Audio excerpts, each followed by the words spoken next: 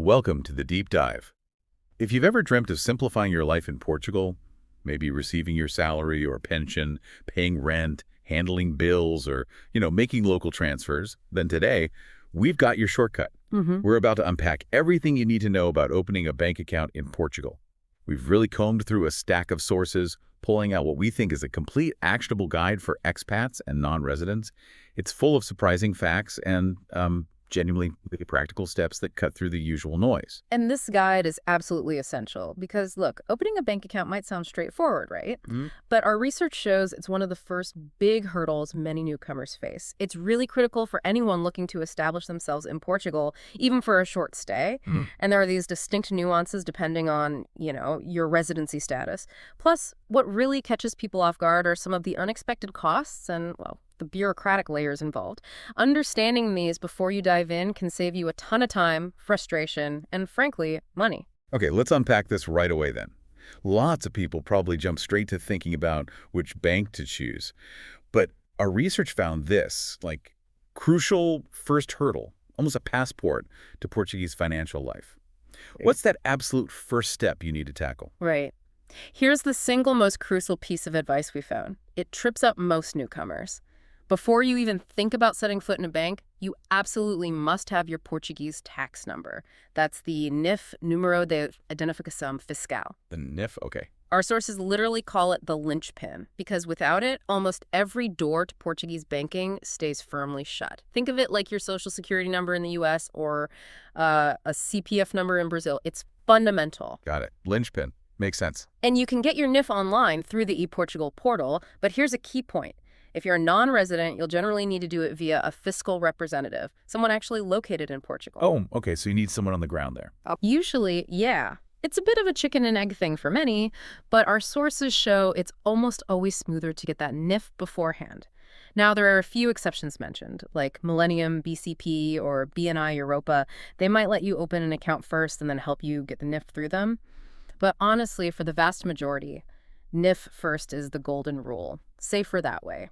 So the NIF is our golden ticket. Now, once that's in hand, my mind goes straight to the usual paperwork, passport, proof of address, that kind of thing. Are there any unexpected documents we need for just a personal account?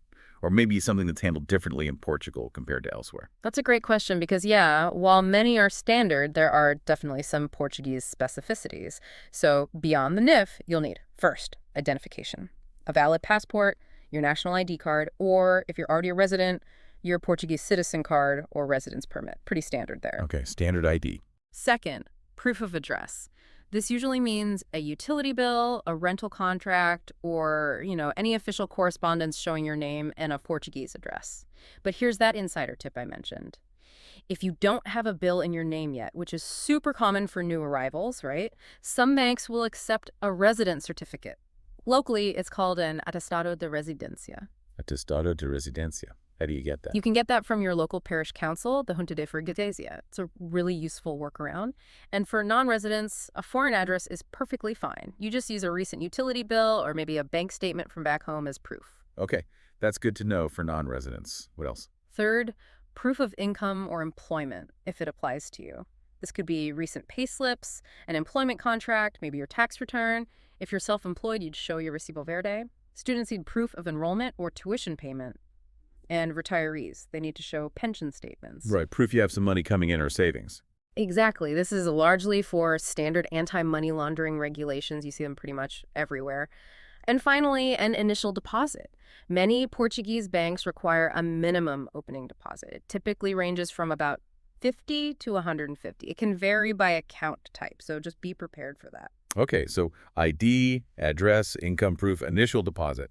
Makes sense. Yeah. But that residence certificate, Atestado de Residencia, for those without a bill, that's a really clever workaround, isn't it? I wouldn't have thought of that. So once you've got all those documents gathered up, how do you actually, open the account? Do you have to go into a branch or can you do it digitally? Which way is generally easier? Both are definitely viable options. It really depends on your comfort level, I think. Many banks now offer 100% online account opening. They use video calls and digital ID, especially if you have that Portuguese citizen card. That's usually the quicker, easier route if you qualify. Okay, online sounds convenient. It is. But if you opt for a branch visit, which, many people prefer for a more personal touch, it's definitely wise to schedule an appointment in advance. Most banks let you book online, and believe me, it can save you a lot of waiting time. I've heard some real horror stories about bank queues if you just walk in. Oh, I can imagine. Okay. Appointment recommended for branch visits. Got it. Now, here's where our sources indicated it gets really interesting and often genuinely surprising for many people. The fees and taxes involved. Yeah. What should people be prepared for? I keep hearing that banking in Portugal isn't exactly free. You absolutely hit the nail on the head there. This is a crucial point. Banking in Portugal isn't free by default, and that's a pretty significant difference for many international movers. Most traditional Portuguese banks charge a typical monthly maintenance fee, usually falls somewhere in the range of, say, 5 to 7 That's a month. per month. Yeah, so that adds up. Roughly 60 to 80 euro per year just for having the account open. Okay, that's not insignificant. And now, prepare for a really surprising financial fact. This catches almost everyone off guard. Portugal levies a 0.3% stamp duty, or imposto do selo, on many banking transactions. Stamp duty on banking. Yes, it isn't just an extra charge. It fundamentally means that, unlike in some other countries, banking in Portugal is not free by default. This tax applies to things like credit card use and sometimes even the monthly maintenance fees themselves. It's kind of a hidden cost you absolutely need to factor in. Wow, 0.3% on top. So, our sources strongly advise always ask about ways to get fee waivers. Often, if you deposit your salary or pension, or maybe maintain a minimum balance, or if you're a student, these fees can be reduced or even waived entirely. And crucially, always check the fine print. Look for the basic terms information, known as FIN, and the fees info, the DIC, before you sign anything. FIN and DIC. Okay, check the docs. Definitely. And you might also encounter other potential fees, like for ATM withdrawals if you're taking cash out outside the EU. Wow, that stamp duty is a real kicker. Does that mean even a seemingly free digital account, like maybe those fintechs we'll talk about, will still have that underlying tax on certain transactions? That's a perceptive question. It's, well, pervasive. Fintechs often structure things a bit differently, maybe integrating it into exchange fees or not having the same kind of maintenance fee structure where it obviously applies. But yeah, for certain transactions, that stamp duty can still pop up. It's part of the system. And what about the use it or lose it idea? Or risks if your balance dips too low? Are there minimum balance requirements or a risk of your account getting charged extra or even closed if it just sits there inactive? Yes, absolutely. Regarding minimum balances, some accounts do have requirements. If your balance falls below a certain threshold, often it's around 25 euro, and your account is inactive for, say, 6 months or so, it can trigger extra charges or even account closure procedures. So it's not just about opening it. You need to keep it somewhat active and funded, even with a small amount. Okay, good heads up. So we know the essentials. We know about the surprising costs. Now let's talk about choice. There's a pretty wide variety of banks available, right? Yeah. From those established Portuguese institutions to the newer digital neobanks. How do they stack up? Who are they best for? Exactly. And connecting this back, your choice of bank should really align with your specific needs and situation. Let's break down some of the key players we found in the research. First, you have Millennium BCP. It's Portugal's largest private bank. An interesting point is that its digital arm, Activo Bank, is notably no fee. Also, if you're under 24, Millennium BCP often waives fees for their traditional accounts. Okay, Millennium and their digital option, Activo Bank. Then there's Activo Bank itself, part of the Millennium Group. It's 100% digital, boasts a 0 monthly fee, which is a big draw, and offers excellent English support on its app and website. Very easy for EU citizens. Non-residents still need that NIF and have to do a video ID check. 0 fee and good English sounds appealing. Definitely. Then you've got Santander Topa, another strong contender, also with good English support. They even have a 245D helpline and brochures in English. They offer online opening via video call and have a really popular free student account. Santander, also good for students then. Very popular, yeah. Then there's Caixa Geral de Depósitos, CGD. This is Portugal's largest state bank. They handle a lot of pension accounts, but their English information can be a bit more limited compared to Santander or Millennium. So maybe be prepared for that if your Portuguese isn't strong yet. Okay, CGD State Bank might need some Portuguese help. Possibly. Then Banco CTT, which operates branches inside post offices. They're known for pretty simple accounts and generally low fees. They have a conta base, a basic account option. CTT in the post office, simple and low fee. And then there's BNI Europa. It's a bit more niche, often used by international clients, and they're known for sometimes accommodating foreigners without an initial NIF. The bank can actually help you get it, which is quite a unique offering, as we mentioned. Right, that's a big help if you're stuck on the NIF. It can be. Now, beyond these traditional places, you have the fintechs. Think N26, Revolut, and Wise. These are EU-based, digital-only options, incredibly popular for just how easy they are to use. The digital disruptors. Exactly. N26 is technically a German bank, full English support, instant sign-up if you're in the EU, no Portuguese NIF needed, no branch visit, super convenient for getting set up quickly. Revolut is known for its multi-currency features. Again, no physical branches, no NIF required initially. Fantastic for travel and holding different currencies. And Wise, which used to be TransferWise, it isn't technically a bank in the traditional sense, but it gives you a U or IBAN. Really useful for receiving transfers within the EU. No maintenance fee, though their money comes from currency exchange fees, obviously. Okay, N26, Revolut, Wise, Easy, digital, often no NIF needed. But, and here's the key difference to remember, it's a really critical insight from the sources. While these fintechs are incredibly convenient, they aren't traditional Portuguese banks. And this can mean limitations, like maybe having trouble setting up direct debits for all your Portuguese utility bills easily, or not having a physical branch if you need face-to-face help. They're excellent companions to a local account, often, but maybe not always full substitutes, depending on what you need to do. That's a crucial distinction, right? So it sounds like for day-to-day spending, maybe travel, fintechs are fantastic.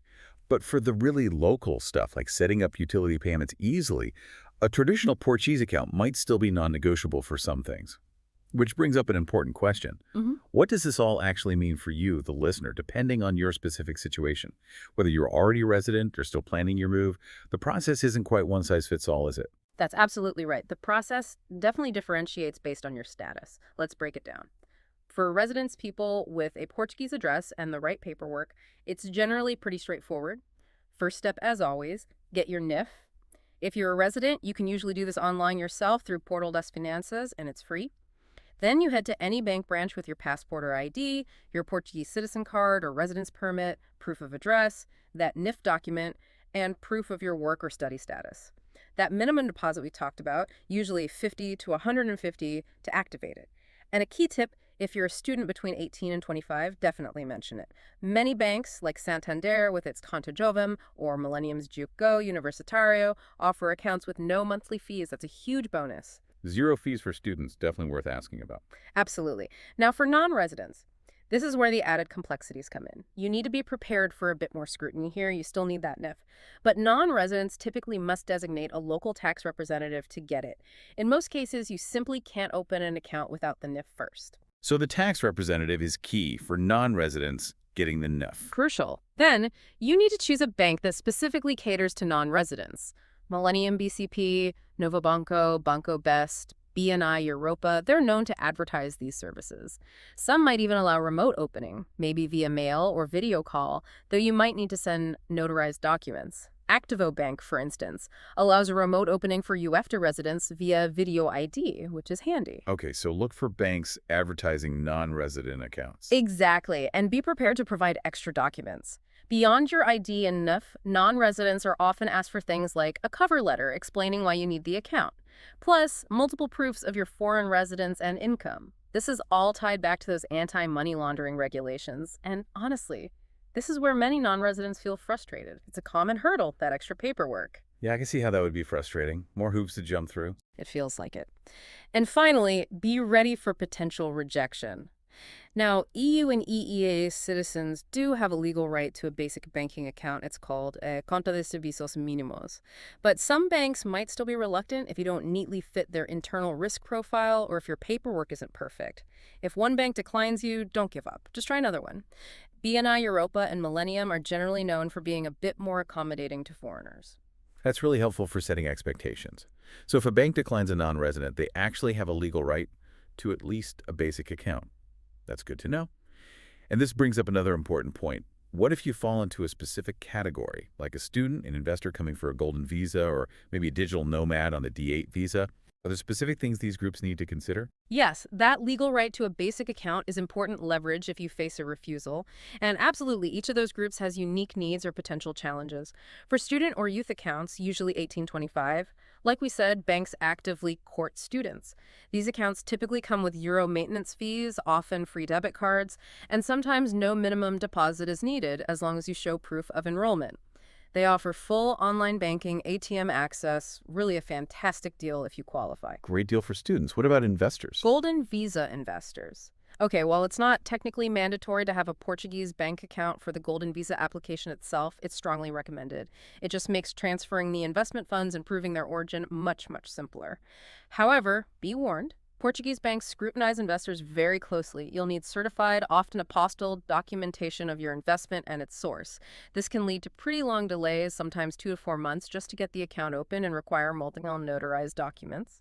Millennium BCP and Novo Banco often have specialized services for investors because of this high level of scrutiny. Wow, 4 months just for the bank account. That requires planning. Serious planning, yes. Then for digital nomads or remote workers, say on the D8 visa, you'll need proof of income and savings for the visa itself. While you can often show foreign accounts for the visa application, many nomads find having a Portuguese account incredibly convenient once they arrive, especially for initial fund deposits required by some processes, and definitely for paying local rent and bills smoothly. You'll need your NIF first, of course. There isn't really a special nomad account per se. Any standard account will do. A common strategy we saw is nomads using foreign multi-currency accounts like Revolut or Wise for daily spending and easy international stuff, and then a Portuguese bank account for the rent, utilities, the more local direct debits. It strikes a nice balance. Sort of a hybrid approach then.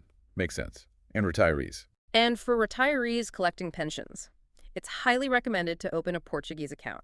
It just simplifies receiving state or private pension transfers immensely. CGD, the state bank, handles many pension accounts, but really any bank account that supports SEPA incoming transfers will work fine. It just makes managing your local finances much easier when the pension comes directly into your Portuguese account. Okay, really useful specifics there for different groups. Now, beyond the paperwork and understanding the different account types, what about some insider tips? How can you make this whole process smoother, especially if, say, Portuguese isn't your first language? Are there any clever hacks or secret weapons our listeners can use? Absolutely. Let's dive into some practical tips gleaned from the sources to navigate this. First, try to opt for English-friendly banks. We mentioned Santander, Activo Bank. BPI also has some English service. They genuinely try to offer support. It might be safer than smaller local banks, especially if you're outside Lisbon or Porto, where English support might be patchier. Stick to the bigger names for English help. Got it. If you are going to a branch, seriously consider bringing a Portuguese speaker with you if you can, or at least have translation apps ready on your phone. Even in big cities, staff might not be fully fluent or comfortable discussing complex financial things in English. It's just a good backup. Good safety net. What about online? For digital tools, always use your browser's page translate feature, like Chrome's, for navigating Portuguese websites.